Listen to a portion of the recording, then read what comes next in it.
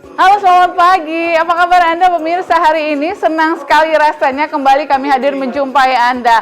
Nah, kali ini kami akan mengajak Anda untuk mengenal lebih dekat dengan salah satu ilmu hipnoterapi. Biasanya yang berkaitan dengan sugesti, tapi kali ini berbeda. Oleh karena itu saya akan mengajak Anda untuk berbincang bersama pakar ataupun juga praktisi dari ilmu hipnoterapi. Ikuti saya. Assalamualaikum Mbak Rudi. Waalaikumsalam Mbak. Ini saya mengganggu sebentar, kita mau ngobrol-ngobrolin tentang ilmu hipnoterapi tanpa sugesti. Ya benar sekali Mbak, itu namanya teknik mesmerism. Oh begitu? Iya, silakan duduk Mbak. Oh iya, boleh, terima kasih. Ini menarik sekali ya Pak Rudi ya, kalau kita tahu selama ini kan hipnoterapi itu pasti ada kaitannya dengan sugesti. Nah apa sih sebenarnya hipnoterapi tanpa sugesti ini? Jadi hipnoterapi tanpa sugesti ini itu adalah teknik yang digunakan praktisi hipnoterapi tanpa menggunakan kata-kata.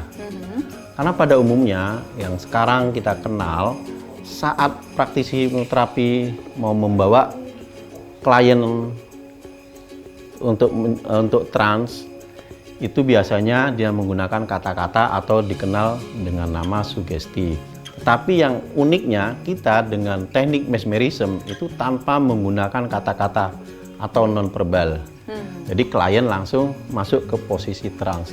Di saat trans, seorang praktisi bisa mentransfer energi kepada klien. Energi tersebut akan memberikan dampak positif untuk kesembuhan kliennya. Gangguan psikis, gangguan fisik, pada umumnya gangguan yang diakibatkan daripada psikosomatis. Kalau bedanya dengan hipnoterapi lain atau hipnotis yang selama ini kita kenal apa? Kalau hipnotis itu ini saya jelaskan sedikit. Kebanyakan sekarang ini masyarakat itu teredukasi hipnotis itu melalui TV. Mohon maaf ya, ini juga dari media. Sebenarnya hipnotis itu tidak membuat orang lupa ingatan, tidak membuat orang terbuka rahasianya, karena kita selaku manusia ini masih mempunyai critical areanya, atau dalam ilmu psikologi itu defense, masih punya pertahanan dirinya.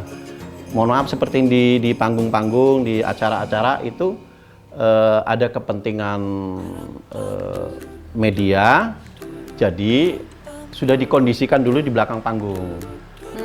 Nah, lalu kelebihan dari hipnoterapi mesmerism ini apa sih sebenarnya Pak Rudi? Kelebihan hipnoterapi mesmerism ini, terutama yang sekarang lagi wabah COVID-19, typical distancing, artinya kita menjaga jarak dengan metode mesmerism. Seorang terapis hipnoterapi tanpa mendekat, tanpa menggunakan kata-kata, kliennya bisa dilakukan terapi ke posisi trans. Jadi dari jauh saja ya sebenarnya ya. Ini sebenarnya ada apa ya? Ada transfer energi di situ. Jadi yang diutamakan. Iya. Nah, energi yang saya transfer ini energi magnetis.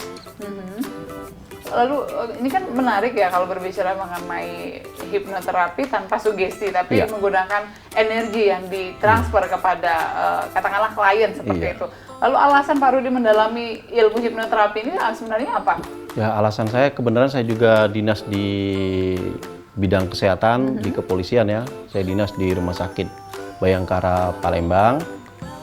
Saya tergugah setelah saya observasi rata-rata manusia yang sakit ini berawal dari gangguan psikis atau psikosomatis. Alangkah baiknya ketika gangguan psikosomatisnya kita bersihkan, itu akan lebih cepat. Jadi sebenarnya gangguan psikis begitu ya? Iya. Yang bisa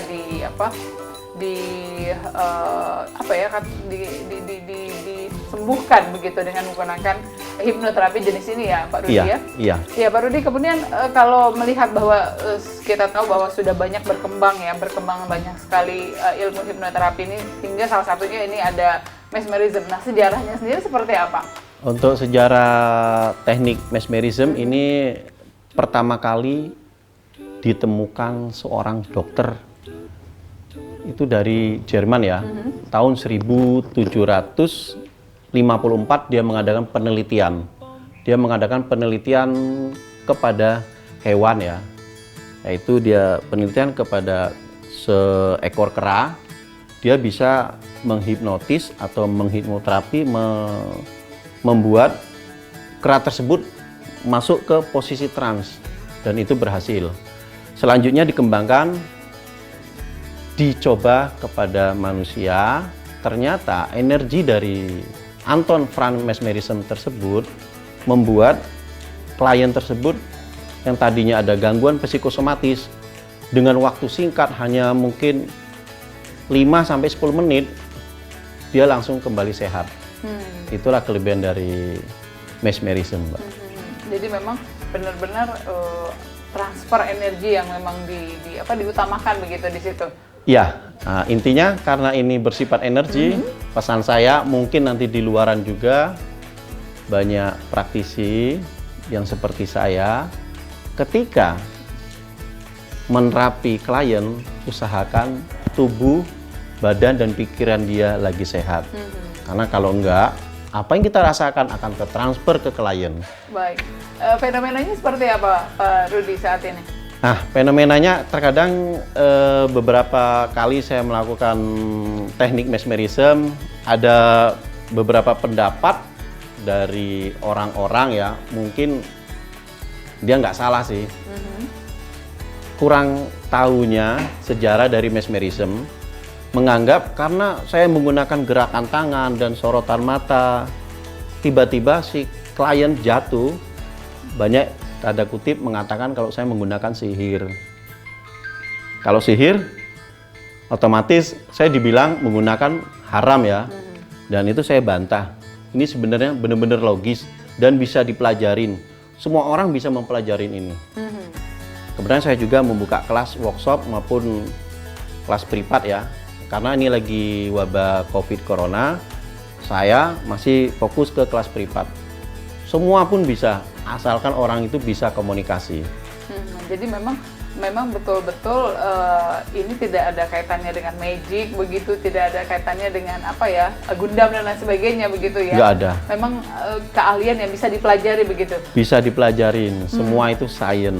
Dan ini juga kita dari IBH, Institut buat Hipnoterapi, kita akan ada rencana untuk dimasukkan ke mata kuliah di anak-anak semester 1, ini bisa masuk ke mata kuliah mahasiswa-mahasiswi yang ada di Indonesia menjadi mata kuliah pokok. Harapan saya generasi muda mempunyai kemampuan untuk menjadi praktisi hipnoterapi yang handal. Tata caranya kemudian bagaimana sih Pak Rudi? Kita tahu bahwa kalau selama ini hipnoterapi atau hipnotis itu bisa ada yang tidak berhasil begitu di hipnotis. Lalu kalau hipnoterapi mesmerism ini seperti apa tata caranya? Kemudian apakah ada orang yang kebal begitu kata dalam tanda kutip ketika diberikan energi begitu tetapi tidak mempan begitu Pak Rudi? Kalau di teknik mesmerism hampir rata-rata semua klien bisa kita masukkan energi saya, bisa kita masukkan energi mesmerismnya ya. Jadi energi magnetis tadi bisa masuk semua. Hanya mungkin saya belum ketemu ya. Tapi kalau orang yang resisten, arti kata susah diajak komunikasi, terus daya terimanya lemah, nah itu mungkin agak susah. Tapi rata-rata kemarin juga ada nenek-nenek yang umurnya 90 tahun ya. Dia walaupun dia berbicaranya udah nggak bagus, tapi dia pendengarannya bisa, jadi dia gampang mengerti. Apapun saya kasih petunjuk, masuk, ya bisa saya lakukan hipnoterapi menggunakan teknik mesmerism. Jadi diawali tata caranya seperti apa Pak? Tata caranya cukup dia ikutin gerakan tangan dan fokus ke muka saya. Jadi ketika si klien ini memandang katakanlah yang ingin menghipnoterapinya, jadi itu merupakan kuncinya di mana keberhasilan hipnoterapi. Betul sekali Mbak. Nah, jadi di dunia hipnotis, hipnoterapi, kuncinya yaitu fokus. Arti kata ketika kita mau melakukan terapi, klien diarahkan untuk fokus ke kita. Jadi kemudian mengikuti rute, mengikuti prosedur selanjutnya begitu. Iya. Nah, manfaatnya yang paling besar yang bisa didapatkan oleh orang ketika di hipnoterapi mesmerism ini apa? Kemudian juga apa yang paling banyak dikeluhkan oleh klien begitu ketika ingin mengikuti terapi hipnoterapi mesmerism ini, Pak Rudi? Rata-rata daripada klien tersebut itu gangguan psikosomatis. Seperti? Sakit lambung, migrain, terus kecemasan tinggi, fobia. Gangguan psikosomatis kalau kita diamkan, tidak ditindaklanjutin, tidak diselesaikan dengan pakar atau praktisi hipnoterapi, itu akan menjadi permanen ke gangguan fisik. Oh, jadi ada keterkaitan begitu? Banget. Nah, tapi ini ada kelebihannya di teknik mesmerism ya. Terkadang kita klien dia punya gangguan atau keluhan yang tidak boleh diketahui orang banyak, ataupun saya pun nggak boleh tahu.